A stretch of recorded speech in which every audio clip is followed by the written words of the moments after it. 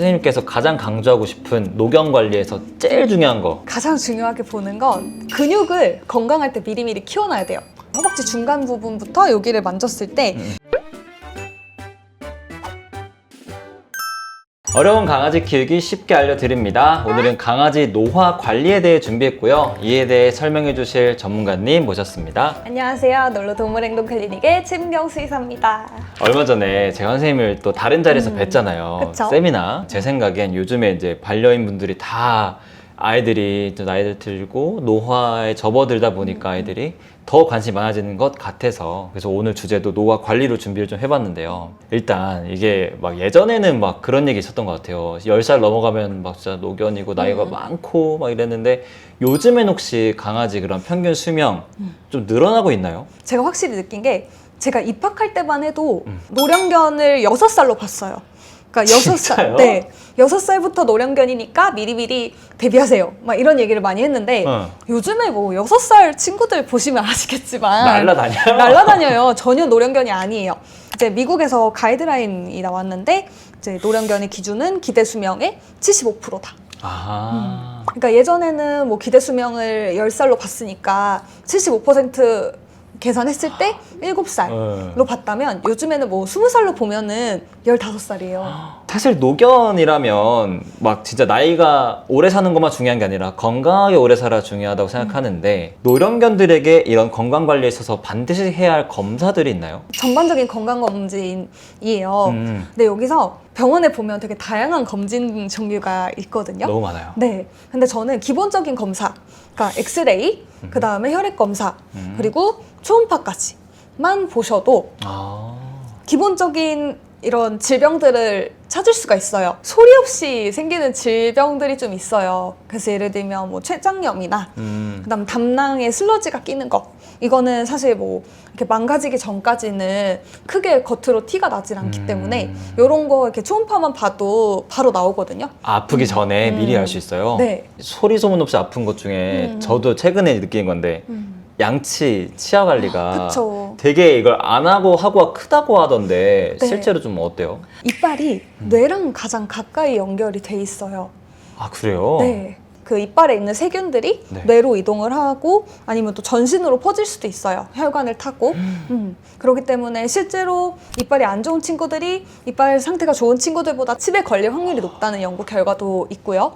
그리고 이런 세균들이 혈관을 타고 뭐 심장이나 간이나 신장에 영향을 줄 수 있다는 연구 결과도 있기 때문에 사실은 치아 건강이 아이들 수명에 정말 큰 영향을 주는 거라고 저는 생각을 하거든요. 그러면은 스케일링을 좀 해줘야 되는 것 같은데 네. 얘는 좀 얼마만에 한 번씩 해야 된다 이런 거 있어요? 스케일링 주기를 많이 고민하시는데 어떤 친구들은 뭐 진짜 평생에 2번밖에 안 해도 되는 친구들 있어요. 관리를 잘 해주시거나 아니면 얘가 타고난 게 이렇게 치석이 잘 안 생기는 아이들이 그런 게 또 있거든요. 있구나. 네네네. 무조건 1년에 한 번 하세요 이것보다는 이빨 상태가 안 좋을 때 치석이 좀 어느 정도 쌓였을 때 한번 뭐 체크해보시고 건강하면 스케일링 한번 해주시고 그리고 이제 나이가 들었을 때 스케일링을 너무 무서워하시는 분들이 계시거든요. 근데 저희 강아지도 진짜 15살 때 했어요. 아 진짜요? 네, 대신 저도 너무 걱정이 되는 거예요. 그러니까 신장도 안 좋고 막 간 수치도 조금 튀고 이랬는데 그때는 마취과 선생님이 있는 병원으로 가서 했어요. 저도 마취가 너무 무서워가지고 그러니까요. 그래서 너무너무 걱정되시면 요즘에는 병원마다 마취과 전공의 선생님들이 계세요. 계신 곳으로 가는 게 좋다. 네, 너무 걱정되신다면 예전에는 주사 마취밖에 답이 없었어요. 정말 저 진짜 옛날 막 20년 전에는. 근데 요즘에는 호흡 마취기도 너무 잘 돼 있어요. 아 그래요? 그래서 반대로 생각해 보면 사람들도 네. 80살 이상 되신 분들도 네. 호흡 마취기로 안전하게 마취하시잖아요. 뭐 관절 수술하시거나 네네. 이렇게 되니까 너무 그런 거 걱정 안 하셔도 돼요. 요즘에는 마취 그 조절도 다 할 수 있고요. 그렇군요. 응급 상황에 대한 대처법도 프로토콜대로 다 있고 하니까 너무 그렇게 마취에 큰 걱정을 안 하셨으면 좋겠어요. 알겠습니다. 마취가 무서워서 좀 치료를 미루고 있었는데 그것보다 차라리 빨리 치료하는 게 낫겠군요. 네. 노화 얘기를 하면은 빠질 수 없는 것 중에 하나가 영양제도 많이 먹이시는데 네. 그 영양제도 우리 노화 관리에 도움이 돼요?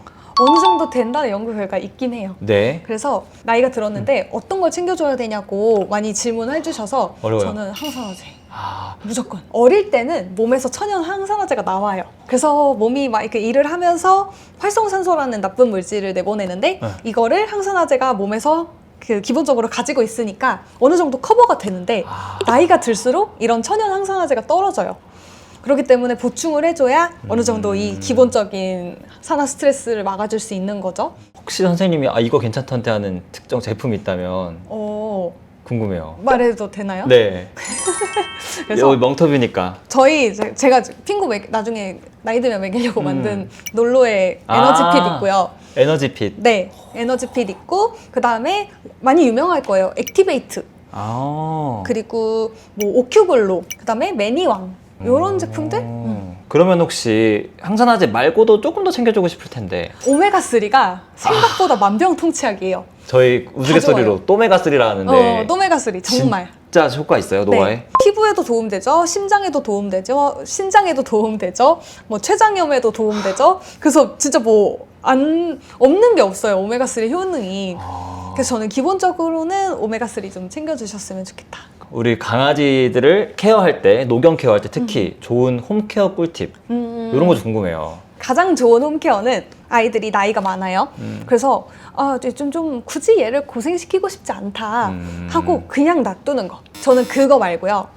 최대한 시각 자극, 후각 자극, 청각 자극 쓸 수 있게 네. 좀 다양한 놀이를 많이 해주세요. 오히려 나이가 많을수록. 산책도 만약에 얘가 다리가 좀 불편할 수 있잖아요. 노견이니까. 네. 그러면 그냥 유모차 산책해주세요. 그래서 다양한 냄새 맡게 해주시고 다양한 거 보게 해주시고 다양한 소리도 듣게 해주시고 하면은 일단은 뇌에 가는 자극이 많아지니까 뇌가 건강해져요. 오히려 저는 좀 피곤할까 봐 걱정했는데. 실제로 사람에서도 청력이 좀 안 좋거나 네. 그리고 시력이 좀 안 좋거나 이러신 분들은 치매가 좀 빨리 온대요. 근데 강아지 쪽에서 그런 연구 결과가 있어요. 강아지들도 이제 나이가 들면은 귀가 잘 안 들리고 그 백내장 때문에 시력을 잃는 친구들도 있는데 이런 친구들이 일반적인 친구들보다는 치매가 좀 빨리 와요. 근데 그 이유가 어쨌든 자극 3개에서 자극 2개로 줄어든 거잖아요. 그쵸.